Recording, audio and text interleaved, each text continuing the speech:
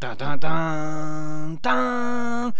Tan, tan, tan, tan, tan. Blam, blam. Tan, tan, tan, tan.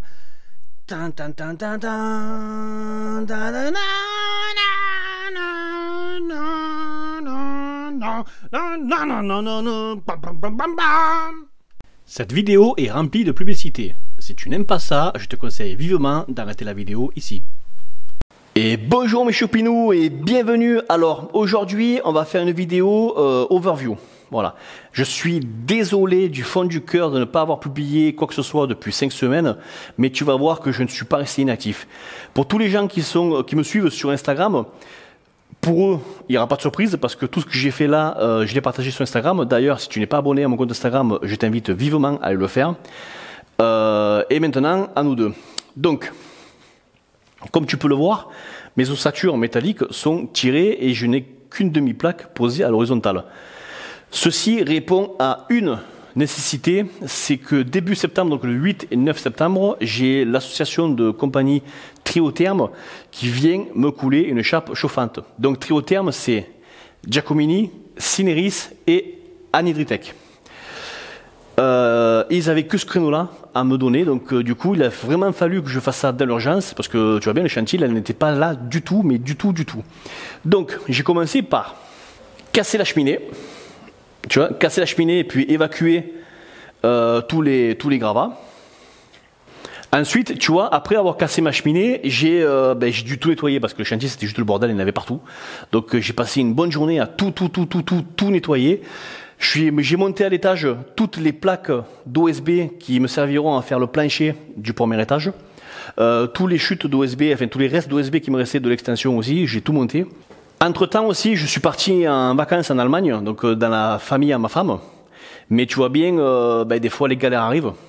Bon, Instagram, tu vois, après 3 heures de route, j'ai passé le péage de Vienne et j'ai la boîte TSG qui m'a lâché. Voilà, ça c'est la loose internationale. Surtout que j'avais fait réviser la voiture il n'y a pas très longtemps, donc c'est la vie, c'est comme ça, c'est pas grave. J'ai appelé mon assurance, ils m'ont pris en charge. Donc là je suis sur le parking du dépanneur, j'attends un taxi qui va me ramener à la maison. Voilà.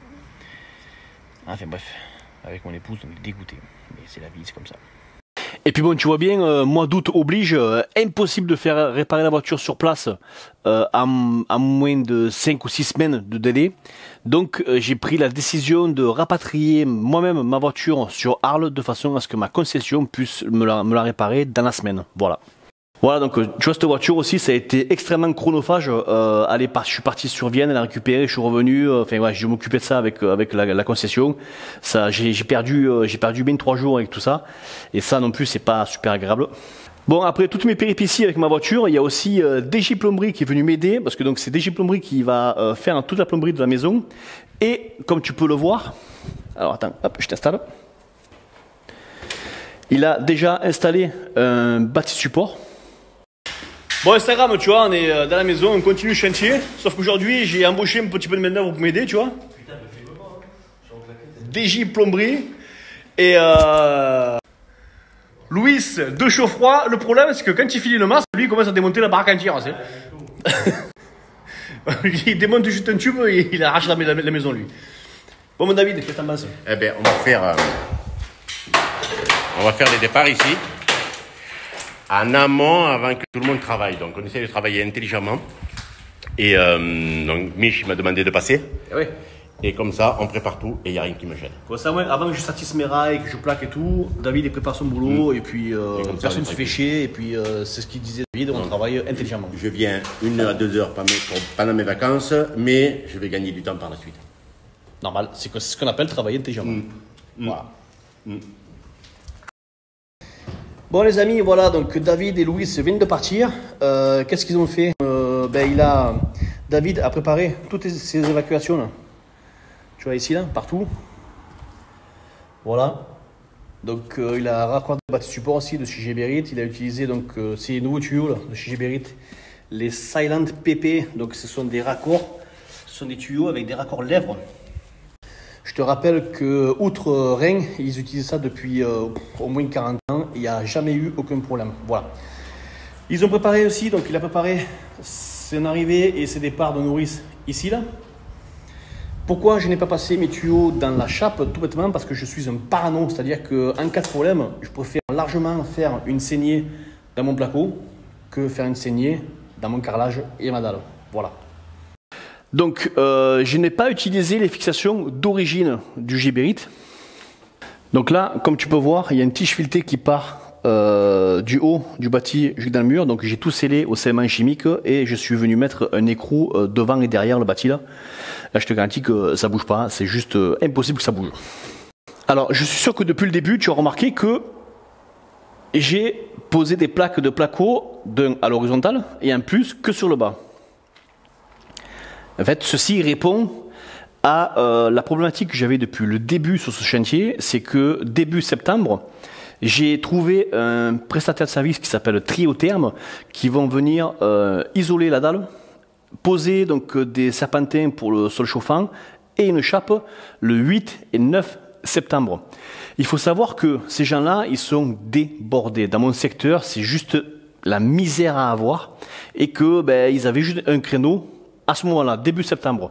C'est pour ça que j'ai vraiment poussé comme un débilos en août pour pouvoir arriver à ce stade-là de façon à ce que les gars aient, regardez, et donc le placo en bas pour qu'ils puissent s'appuyer et donc isoler la dalle et faire leur chape anhydrite.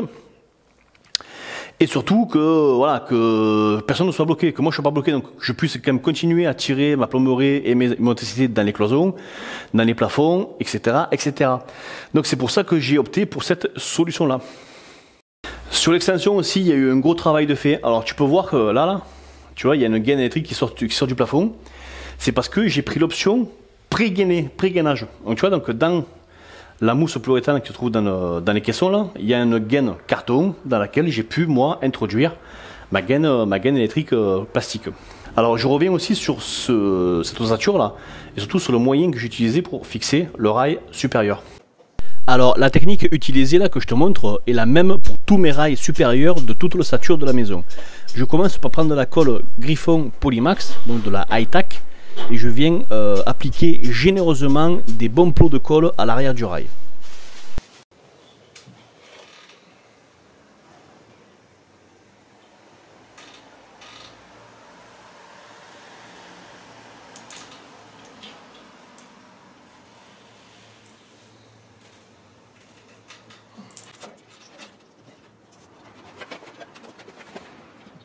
Et voilà, tu vois. En mettant de la colle high-tack, tu peux poser donc ton rail comme ça, et limite je pourrais même laisser la colle sécher et puis mettre mes montants après.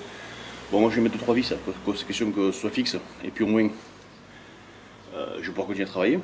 Bon les gens, tu vois, mon rail il est collé au plafond là. Maintenant je vais le bloquer avec des vis, mais pas n'importe lesquelles.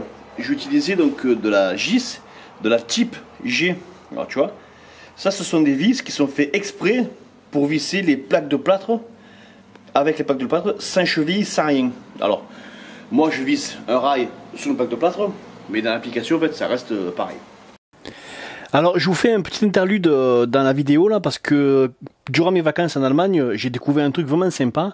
Je vous mets la story Instagram juste après.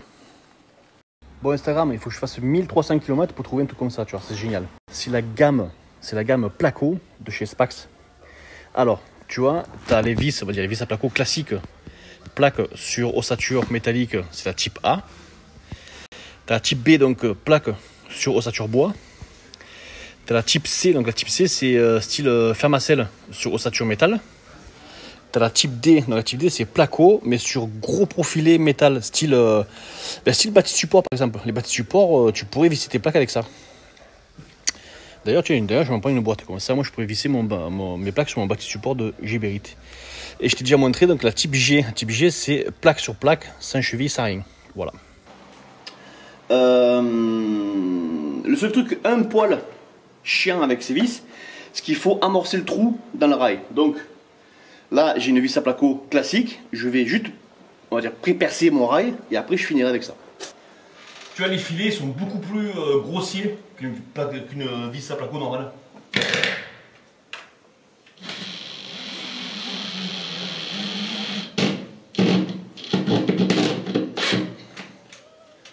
Et voilà. Et là, c'est fini. ça ne bougera plus jamais. L'alliance des vis, enfin, des types G plus la colle, à mon collègue avant que ça bouge.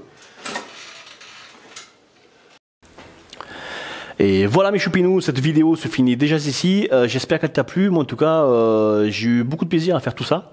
Même si je ne l'ai pas partagé sur YouTube, je l'ai partagé sur Instagram. Donc bien sûr, je t'ai déjà dit en début de vidéo, mais là je te le répète. Pense à t'abonner sur mon compte Instagram. Tu auras beaucoup d'infos en avant-première. Voilà. Pense à liker, à partager et à t'abonner, bien sûr. L'abonnement reste la façon la plus simple de m'aider. C'est gratuit pour toi et moi, ça me fait de la visibilité, ce qui est pas négligeable quand tu es créateur de contenu. Voilà. Donc l'abonnement, ça reste, voilà, si tu veux m'aider, ça reste la façon la plus simple pour toi et pour moi de m'aider. Donc sur ce, je te souhaite quand même une bonne journée. Kenavo les potos et puis à bientôt.